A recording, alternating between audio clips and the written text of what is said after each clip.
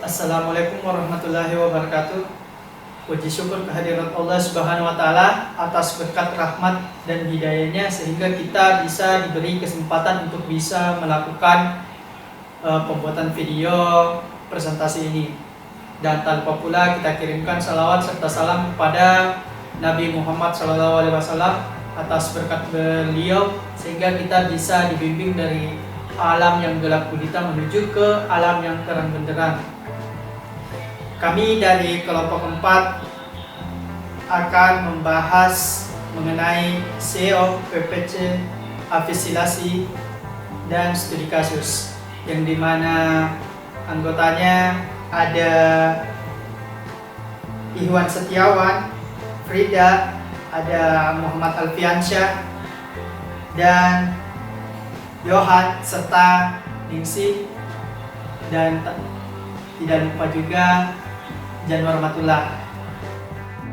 Sini saya akan menjelaskan poin SEO atau Search Engine Optimization. Sebelumnya, apa itu SEO? SEO adalah upaya mengoptimasi website untuk mendapatkan peringkat teratas di hasil pencarian. Mudahnya, SEO adalah proses yang dilakukan untuk meningkatkan jumlah visitor website pada mesin pencarian berdasarkan kata kunci. Lalu, bagaimana cara kerja SEO? Sebelumnya, pada mesin pencari ada 3 fungsi utama. Yang pertama, crawling, menjelajahi internet untuk mencari konten. Kedua, indexing, menyimpan dan mengatur konten. Ketiga, menyediakan potongan-potongan konten. Lanjut, cara kerja SEO menggunakan algoritma Google.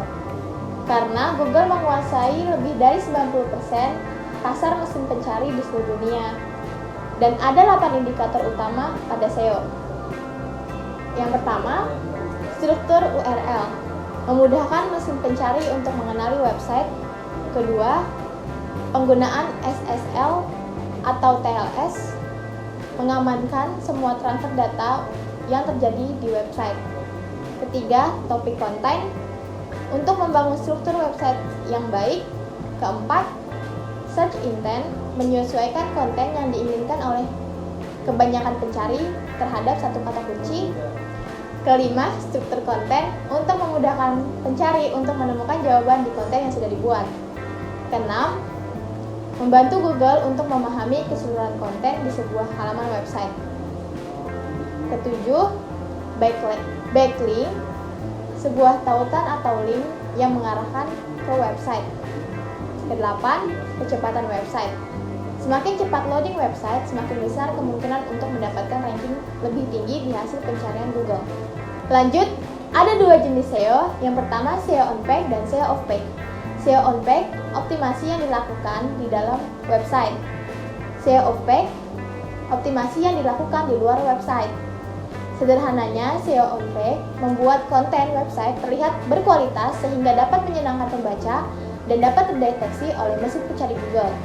Sementara SEO off-page membuat website memiliki kredibilitas tinggi sehingga mendapatkan kepercayaan dari Google untuk ditempatkan di ranking teratas. Lalu apa fungsi dan manfaat dari SEO? Fungsi SEO menaikkan ranking sebuah website agar selalu tampil pada halaman utama, mendatangkan pengunjung ke website melalui mesin pencari, membantu menaikkan target penjualan, meminimalkan biaya pemasaran. Dan manfaat SEO adalah website akan menduduki peringkat pertama pada mesin pencarian, hemat, dikarenakan strategi pemasaran melalui SEO tidak membutuhkan biaya yang besar. Selanjutnya, meningkatkan brand awareness agar pencari mengenal maupun mengingat sebuah merek. Sebelumnya ada kata keyword. Apa itu keyword? Dan seberapa penting keyword pada SEO? Keyword atau kata kunci adalah kata spesifik yang diketikkan oleh pengguna internet di mesin pencari. Jadi bisa dibilang kata kunci itu sangat penting karena tindakan ini akan membantu pencari untuk mencari apa yang ia butuhkan. Hanya dengan mengetik kata kunci apa saja yang digunakan oleh orang-orang untuk mengakses website. Dan dipastikan kata kunci target ada di judul, heading, dan isi konten. Selanjutnya ada konsep dari PPC. PPC merupakan singkatan dari pay per click atau biaya per klik. PPC ini sering digunakan oleh pihak Google dan Yahoo bahkan media sosial lainnya, contohnya Facebook dan Instagram. Ada beberapa langkah jika klien ingin menggunakan PPC. Yang pertama, membuat konten dari iklan yang akan ditawarkan. Yang kedua, membuat salinan yang akan ditampilkan. Yang ketiga, menentukan lokasi atau tempat iklan yang akan ditampilkan dalam web. Yang keempat, memilih kata kunci yang digunakan agar iklan dapat ditampilkan. Yang kelima, mengatur biaya yang harus dikeluarkan setiap iklan yang diklik. Berikutnya ada optimasi PPC. Optimasi untuk memantau kinerja PPC ini dapat dilakukan dengan yang pertama, memilih kata kunci yang tepat. Memilih kata kunci yang tepat ini dapat dilakukan ketika klien mencoba beriklan menggunakan PPC, maka mesin pencari membutuhkan kata kunci sebagai acuan agar iklan dapat ditampilkan. Sebagai gambaran pada Google AdWords menggunakan jenis pencocokan sebagai berikut. Yang pertama ada luas, yang kedua ada frase, yang ketiga ada sama persis. Luas ini caranya iklan klien akan muncul sesuai dengan kata kunci yang dimasukkan. Frase memiliki pencocokan, frase dilambangkan dengan tanda kutip. Yang ketiga sama persis. Sama persis dilambangkan dengan tanda kurung siku. Yang keempat ada negatif. Pencocokan negatif ini dilambangkan dengan menggunakan kata kunci negatif. Berarti iklan tidak akan muncul sama sekali. Selanjutnya ada bahasa dan lokasi iklan. Ini bertujuan agar kalian tahu bahwa lalu lintas website yang kalian miliki berasal dari pengguna internet yang relevan, yaitu berdasarkan lokasi dan bahasa yang mereka gunakan. Yang ketiga ada perilaku dan demografi. Ini ditargetkan berdasarkan profil orang. Contohnya, ada jenis kelamin, lokasi, status hubungan, dan kelompok umur. Pengguna internet juga dapat menargetkan berdasarkan suka dan kepentingan dan interaksi dengan merek atau produk. Yang keempat ada menambah ekstensi advert. Yang kelima ada penawaran dan peringkat. Pada penawaran dan peringkat ini, pengiklan PPC harus menentukan nilai maksimum pembayaran setiap iklan yang diklik dan memutuskan nilai tawaran tersebut untuk setiap kata kunci yang dimasukkan untuk iklan. Tawaran ini disebut dengan CPC atau cost per click. Berbeda ketika iklan tampil berdasarkan faktor peringkat. Dalam Google AdWords ini dikenal sebagai angka mutu atau quality score QS. Angka mutu diterapkan pada kata kunci, grup iklan, dan tingkat akun. Sehingga penting bagi customer untuk menjaga skor seluruh akun yang dimiliki berkualitas baik. Skor kualitas peringkat ditentukan oleh faktor-faktor antara lain. Yang pertama ada referensi kata kunci untuk istilah pencarian. Yang kedua, relansi salin iklan tersebut ke istilah pencarian. Yang ketiga, relansi halaman website arahan dengan istilah pencarian. Yang keempat, track record CTR iklan tersebut. Selanjutnya ada konversi dan harga klik tayang. Tujuannya adalah mencoba memastikan bahwa tidak hanya yang berkantong tebal saja yang dapat diposisi teratas sebagai pengiklan. Selanjutnya ada website tujuan. Iklan PPC ini tidak hanya tentang menciptakan iklan dan penawaran untuk kata kunci. Proses berlanjut setelah seseorang pengguna internet mengeklik iklannya. Selanjutnya ada pelacakan. Pelacakan konversi biasanya dilakukan dengan pixel pelacakan kecil yang ada di konversi dalam halaman konfirmasi dari website. Berikutnya, menyiapkan kampanye PPC. Menyiapkan kampanye PPC ada beberapa tahap yang harus diperhatikan. Yang pertama ada perencanaan, yang kedua ada anggaran, yang ketiga ada pengaturan lokasi, yang keempat melakukan pengujian, pelacakan, dan pengukuran iklan. Yang terakhir ada konsep AdWords. Salah satu mesin pencari terbaik saat ini adalah Google. Dengan mesin pencari Google, Anda dapat mencari informasi apa saja yang Anda butuhkan dan menampilkan list hasil pencarian disertai dengan iklan yang ditawarkan sesuai dengan kata kunci pencarian.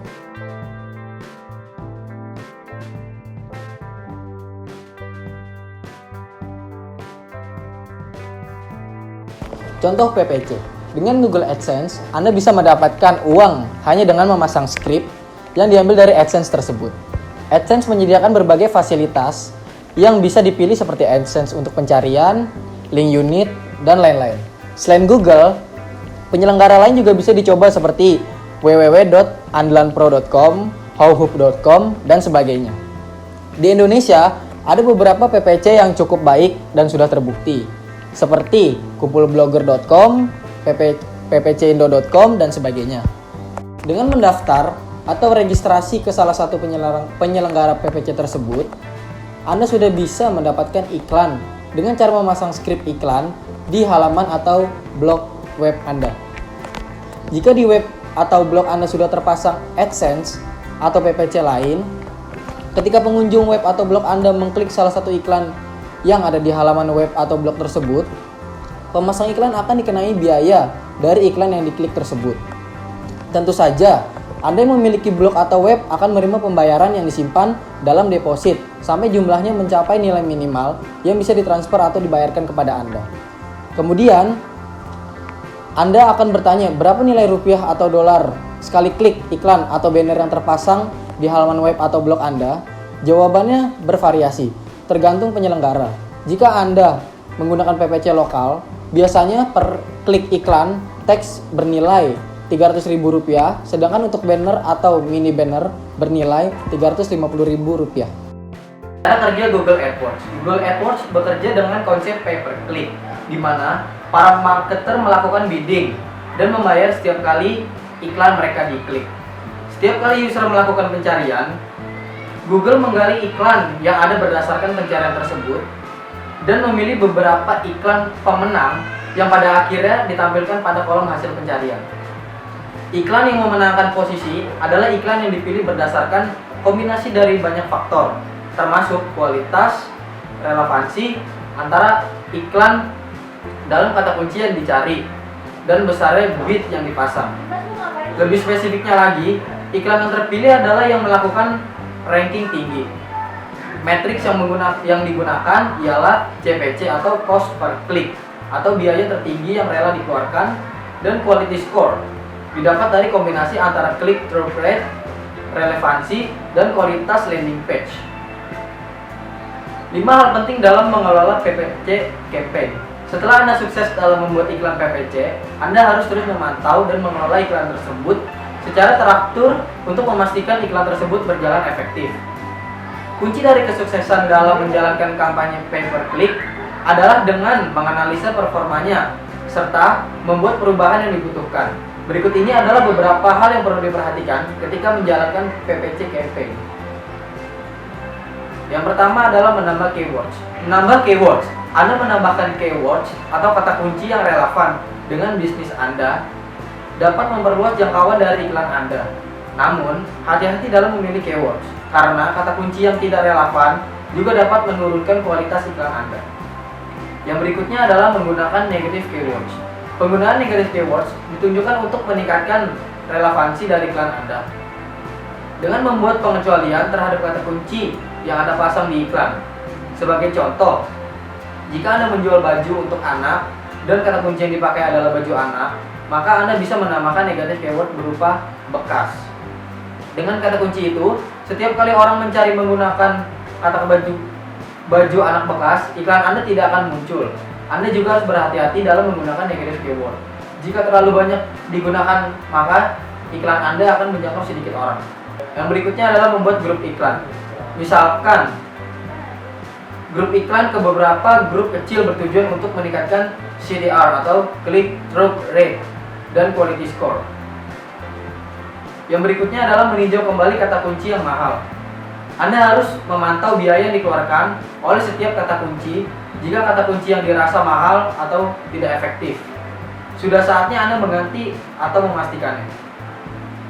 Yang berikutnya, terus memperbaiki landing page, memodifikasi konten dan CTA atau call to action dari landing page ada agar lebih sesuai dengan kata kunci yang dicari untuk meningkatkan tingkat konversi.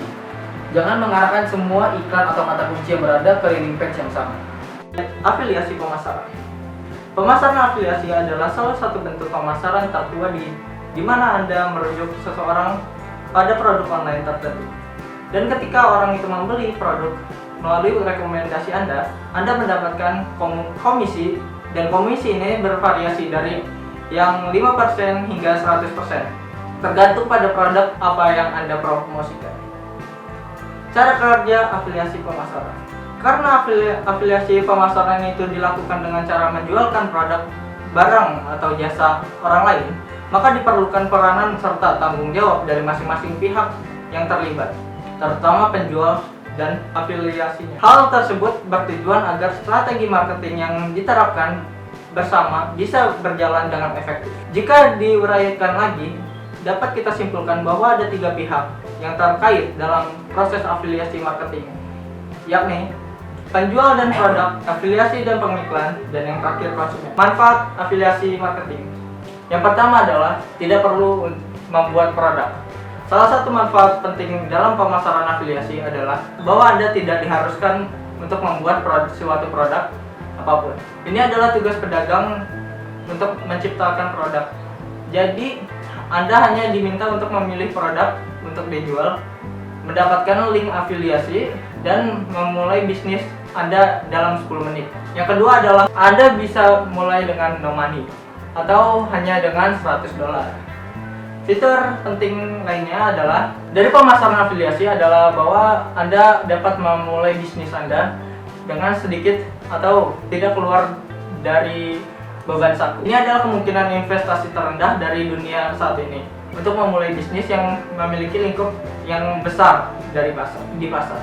Jika Anda tidak punya uang untuk diinvestasikan, Anda selalu dapat menggunakan alat gratis untuk memulai bisnis Anda. Ketiga adalah bisnis online termudah. Ini adalah bisnis online termudah karena faktanya bahwa para pedagang melakukan semua kerja keras seperti membuat produk, pengiriman produk kepada konsumen, menangani transaksi, uang, dan lain-lain. Afiliasi pemasaran tidak bertanggung jawab atas tugas ini. Maka hanya perlu fokus pada promosi link afiliasi mereka. Yang keempat adalah membuat uang Anda sedang tertidur. Ketika Anda memiliki link afiliasi Anda pada situs web yang tersedia di internet sepanjang waktu, Anda tidak diharuskan untuk tetap online, untuk tetap berhubungan dengan pelanggan Anda. Orang dapat mengunjungi situs Anda kapanpun mereka inginkan dan mengunjungi link afiliasi Anda. Jika mereka menyukai produk, mereka dengan mudah dapat membelinya dengan hanya mengklik link yang Anda berikan. Menembus pasar cepat. Anda dapat memilih pasar panas setiap Anda memilih produk yang Anda ingin jual. Jika Anda amati bahwa pemasar lainnya yang membuat uang dengan hewan peliharaan produk, perawatan terkait misalnya, hanya mendaftarkan dengan produk afiliasi untuk mendapatkan beberapa produk hewan peliharaan panas terkait. Mendirikan sebuah kampanye AdWords dan dalam 10 menit Anda dapat memulai membuat uang. Yang terakhir adalah contoh program afiliasi. Oke, sekarang Anda sudah tahu apa itu afiliasi, cara kerjanya, serta manfaatnya. Tapi bagaimana sih contoh program afiliasi? Amazon Afiliasi Program. Amazon adalah salah satu perusahaan e-commerce terbesar. Anda dapat menemukan berbagai jenis produk di dalamnya. Kabar baiknya, Anda bisa ikut menjual produk-produk yang ada di sana. Anda hanya perlu bergabung dengan program afiliasinya, lalu memilih produk yang Anda ingin promosikan. Jika Anda berhasil untuk menjual produknya, Anda bisa mendapatkan komisi sebesar 10%. Harap perhatikan kategori produk yang Anda promosikan, karena setiap produk memiliki presentasi komisi yang berbeda-beda. Contohnya produk kecantikan memiliki komisi hingga 10%. Sedangkan buku dan peralatan dapur memiliki komisi hanya 5% saja. Yang kedua adalah G Suite Referral Program. G Suite adalah sekumpulan alat yang dapat membantu bisnis dalam menyelesaikan berbagai hal, seperti mengelola email dan kalender, membuka online marketing, atau sekedar membuat dokumen. Jika bergabung dengan G Suite Referral Program, Anda akan menerima link referral yang dapat dipromosikan di mana saja. Keuntungannya bisa Anda nikmati setiap Anda mendaftarkan paketnya.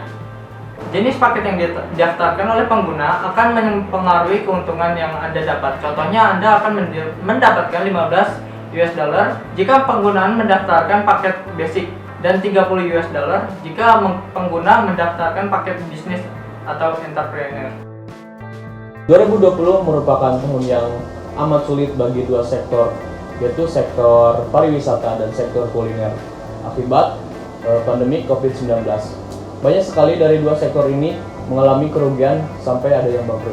Tetapi jika ditanya usaha apa yang saya akan jalankan jika saya menjadi entrepreneur, saya tetap akan memilih yaitu usaha kuliner. Lebih spesifiknya minuman. Lalu minuman bagaimana sih?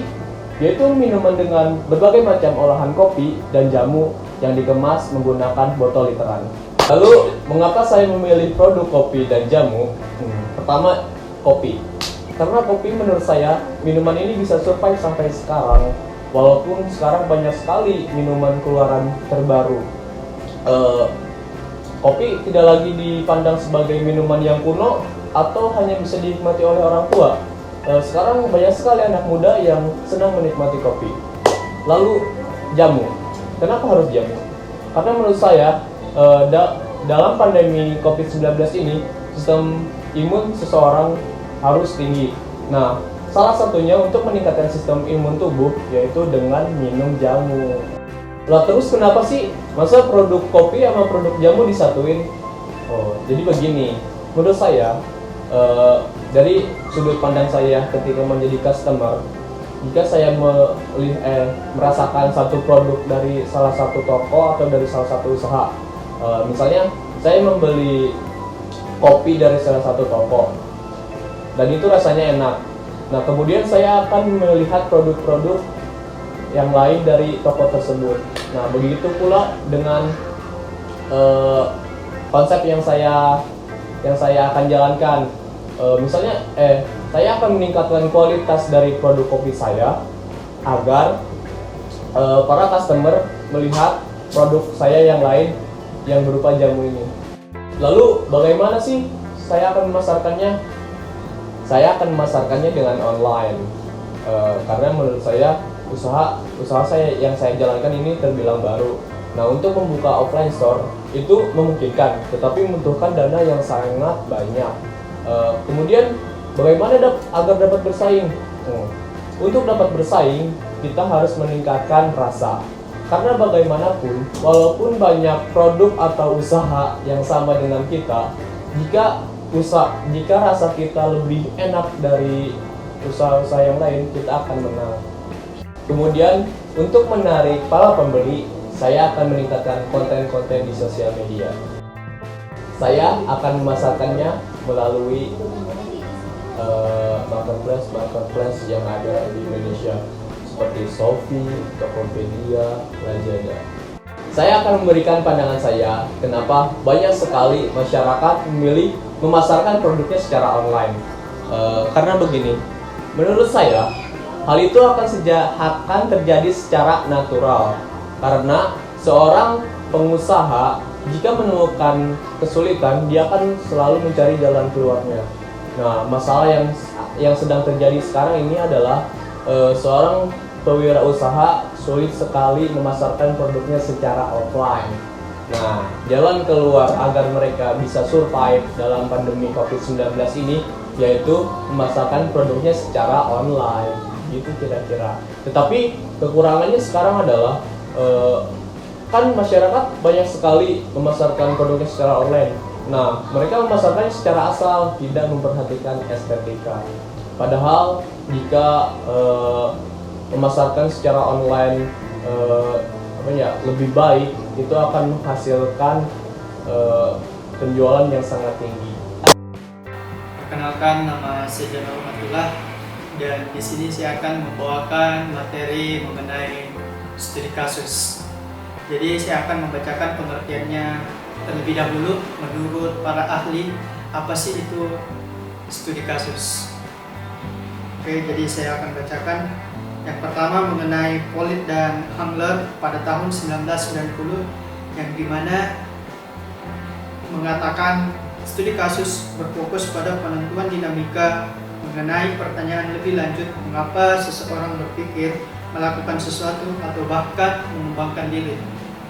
Dan kemudian pernyataan dari Yin pada tahun 1996 yang dimana studi kasus bisa digambarkan sebagai proses pencarian pengetahuan yang empiris untuk menyelidiki dan meneliti berbagai fenomena dalam konteks kehidupan yang nyata.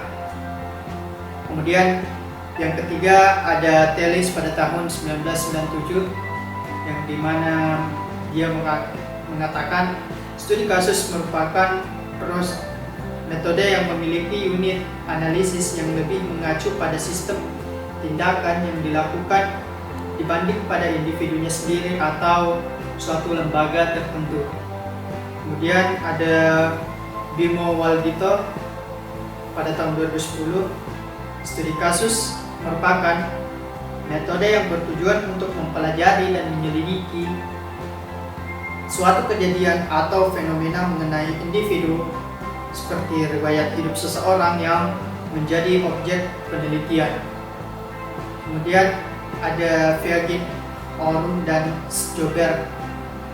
Mereka mengatakan studi kasus adalah metode penelitian yang bersifat multiperspektifal analisis, yaitu penelitian yang membutuhkan adanya analisa dari berbagai sudut pandang dan bukan berfokus pada individu yang menjadi objek penelitian saja. Jadi dapat disimpulkan bahwa studi kasus bisa dikatakan sebagai analisis eksperimen suatu peristiwa atau penelitian percobaan, dan di dalam studi kasus ini perlu yang namanya pemeriksaan yang lebih mendalam atau pemeriksaan yang lebih spesifik dari apa yang dianalisis.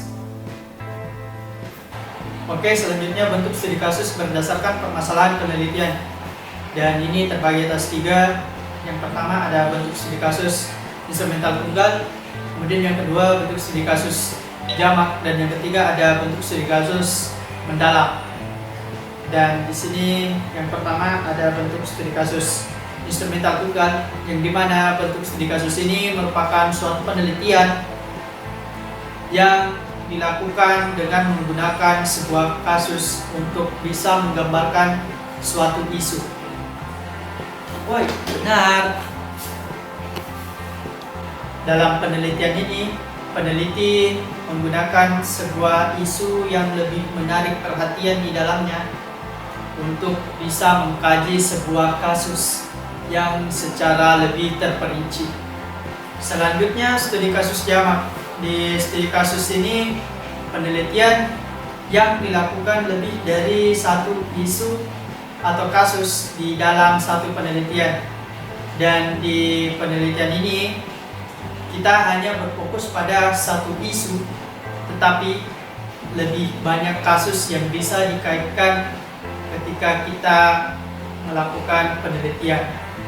Oke, selanjutnya studi kasus mendalam, yang dimana studi kasus ini adalah suatu penelitian yang memiliki ciri khas tersendiri, yaitu berfokus pada kasus itu sendiri, baik dalam segi lokasi, peristiwa, dan kejadian.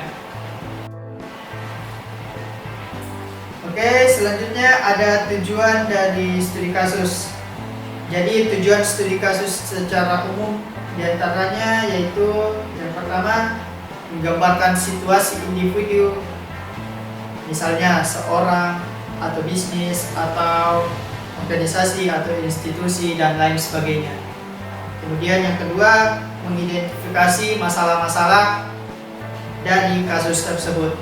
Kemudian yang ketiga, menganalisis kasus menggunakan konsep teoritis yang relevan dari unit atau disiplin ilmu tertentu. Dan yang keempat, merekomendasikan tindakan untuk kasus tertentu, terutama untuk studi kasus penyelesaian.